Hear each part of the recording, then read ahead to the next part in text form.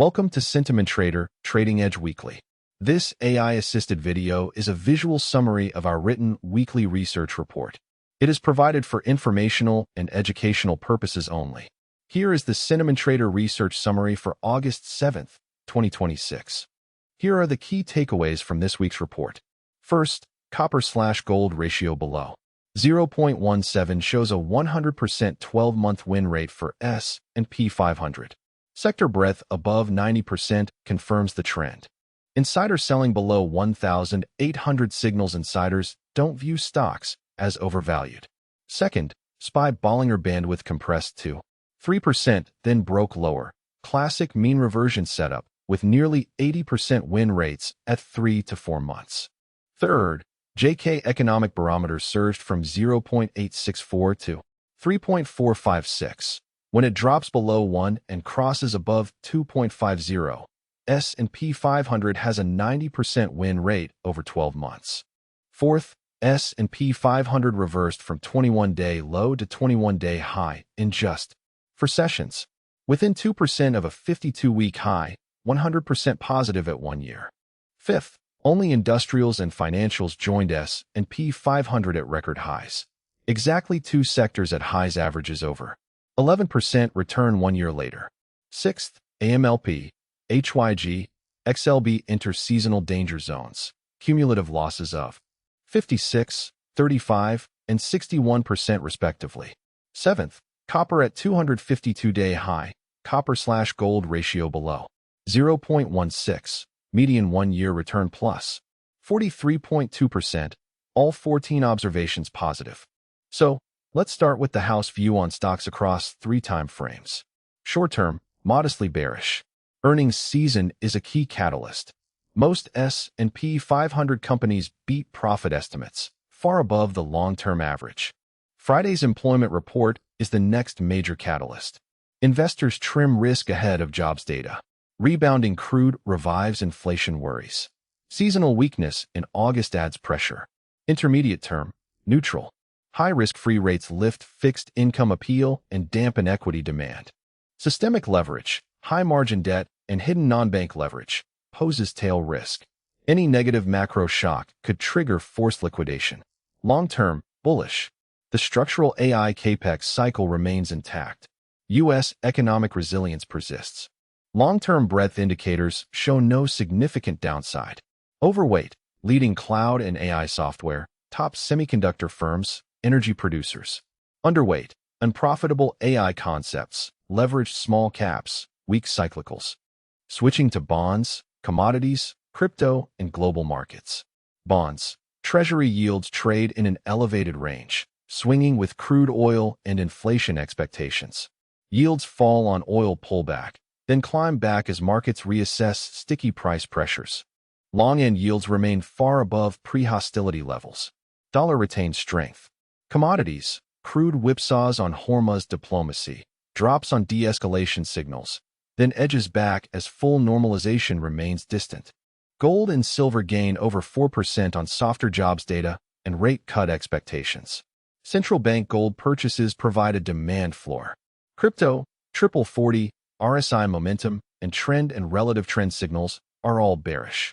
PMI is bullish. M2 ROC is bearish.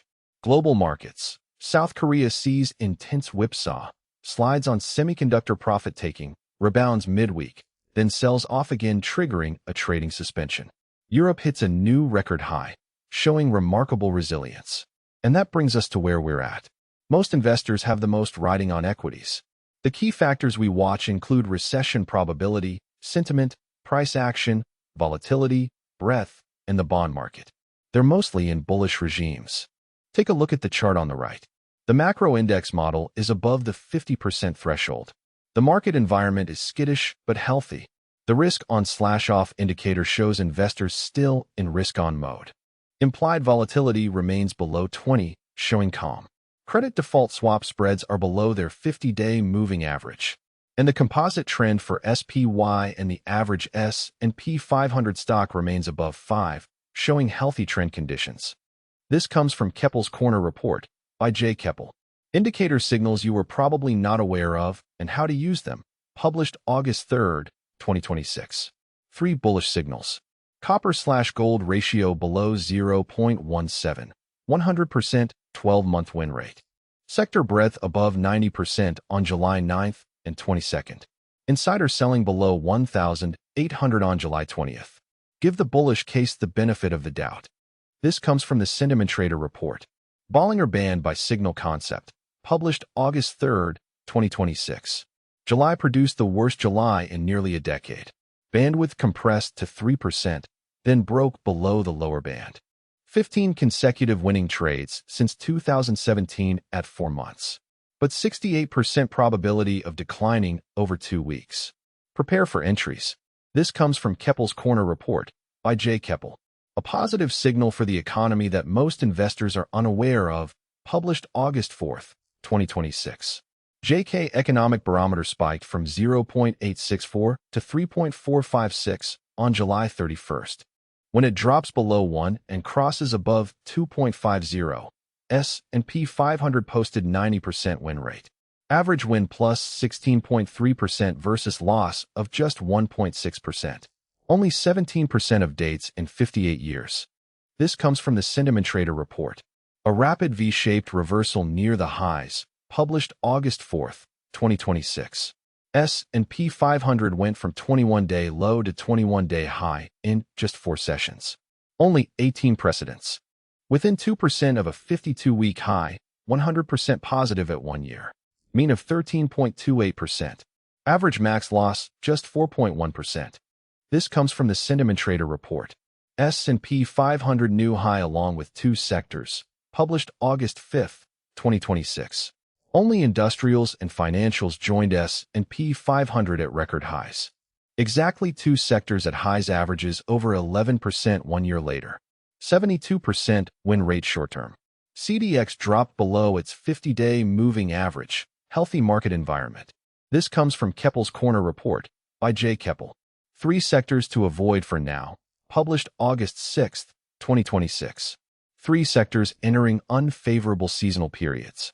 AMLP from July 31st through September 30th, down 56% since 2010.